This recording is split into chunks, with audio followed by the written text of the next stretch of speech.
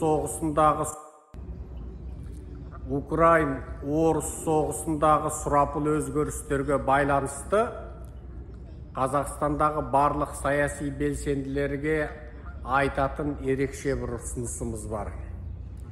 Бүкіл Қазақстанның басы республикалық, одан облыстық, аудандық, ауылдық жерлердегі барлық ұлттық қауіпсіздік комитетінің мүшелері, сот орындаушылары, судьялар, прокурорлар, полициядағы лауазымды тұлғалар солардың аты жөнінің тізімдігін жасау керекпіз. База анықтау керекпіз. Бұл бірінші.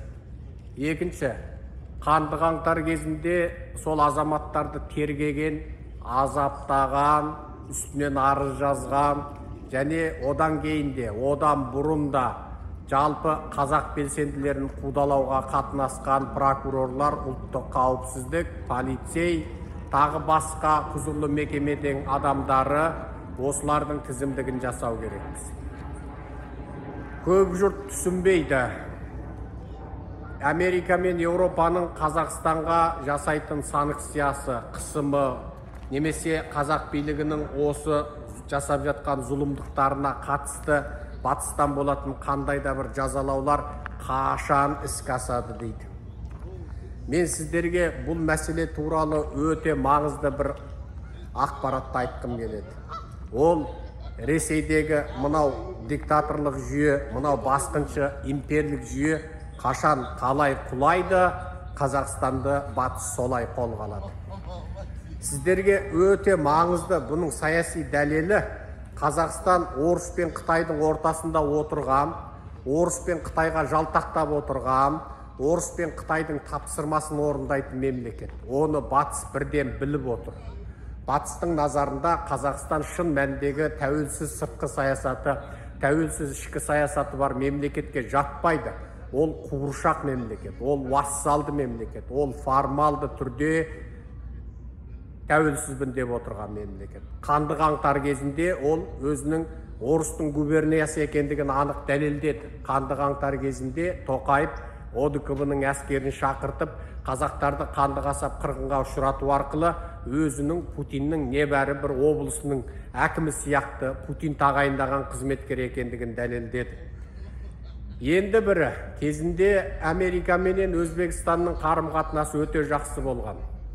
Өзбек пен Американың шырынайы қашан аяқтады? Ол Андижанда үлкен қанды қасап қырғын болғанда. Өзбектің диктаторы Каримов сол кезде Андижанда өзінің құқын талап қылған ереуілшілерге оқ жаудырып қанды қасап қырғын жасайды. Нәтижесінде Америка мен Еуропа бірден Каримовты сынайды. Оғанға дейін Америкаға келіп, Американың кәдімгі экономикалық көмегін алып, Орталық Азиядағы Америкамен одақтас болған бірден бір ел болып отырған Өзбекстан сол күні, қолы қанға батқан күні ұшып отырып Путиннің құшағынан бірақ шықты. Нәтижесінде Өзбекстанда диктатураны Путин сақтап қалды. Америкамен арақатынас жақындап келе жатқан Орта Азиядағы бірден бір ел Өзбекстан осылайша демократияға жақындайтын орайдан қағылды. Осы сабақ батыстың есінде әлі тұр.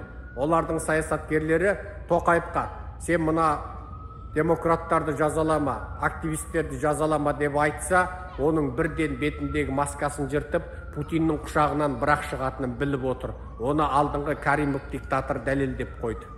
Ал Қырғызстанның Манас әуежайындағы Американың әскери базасының шегіндірілуде тікеден тіке Путиннің жоспары еді. Ал Оштағы қырғыз-өзбек қақтығысы, қанға малынған біріне бірі аға бауыр болып кеткен осы ағайынды халықтардың бір-біріне деген қанды кегін ұйымдастырғанда сол Путин болатын. Сөйтіп ең соңында Американы Орта Азиядан қуып шығып, Орта Азияда орыстың айтқанымен жүретін диктатуралық жүйені Путин қайтадан орнатты. Сөйтіп Қырғызда бүгінде орыстың сызған сызғымен жүретін елге айналып шыға келді. Жалпы Орталық Азия саяси әскери тұрғыдан орыстың боданы, ал қаржылық тұрғыдан Қытайдың қақпанын қапқан бағынышты ел. Өзінің өндірісі жоқ, демократиясы жоқ, интеллигент зиялысы әлсіз, бүкіл ұлттың зиялы деп аталатын, бүкіл ұлттың сөзін ұстады дейтін журналистері, қоғам қайраткерлері, діни қайраткерлері, аталмыш саяси белсенді тұлғалардың барлығы дерлік сатып алынған, бопсаланған. Тіпті дін ұстанды дейтін аталмыш тақуаларда сол биліктің сызған сызығымен жүретін, солардың жуындысын ішетін кәдімгі басыбайлы саяси жалдаптар. Ендеше Орта Азияда қашан батыстық демократия орнайды? Ол тек Ресей құлаған кезде ғана. Сондықтан қазір бүкіл Қазақстандағы саяси күштерге барлық саяси амбициясы оянған, саяси мүдде мақсаты бар және демократияны еркіндікті аңсайтын бүкіл азаматтарға айтатынымыз, ол күн жақындап келе жатыр. Әрбір таң атқан сайын бізге демократия бір табан жақындады деп есептей беріңіз. Әр жолы Ресей дрондық шабуылға ұшыраған кезде бізге азаттықтың таңы жақындап келе жатыр деп біліңіз.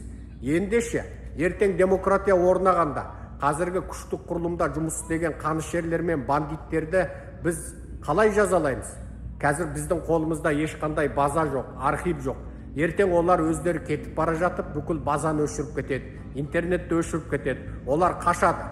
Бейне Назарбаев Бірлескен Араб мемлекеттерінің азаматтығын, Дубайдың азаматтығын алғандай, Тоқаев та әлде қандай бір диктаторлық елден миллиардтаған долларға азаматтықты әлде қашан алып қойды.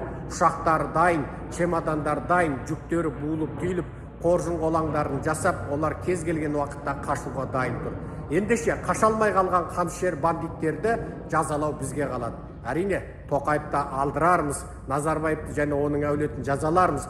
Бірақ аудандық, облыстық, тіпті ауылдық деңгейдегі, республикалық деңгейдегі осы Назарбаев Тоқаевтың баскесерлері болған қанішер, ұлттық қауіпсіздік, КМБ-нің, тағы басқа сот прокурордың, полицейдің бастықтарын жазасыз қалдырамыз ба?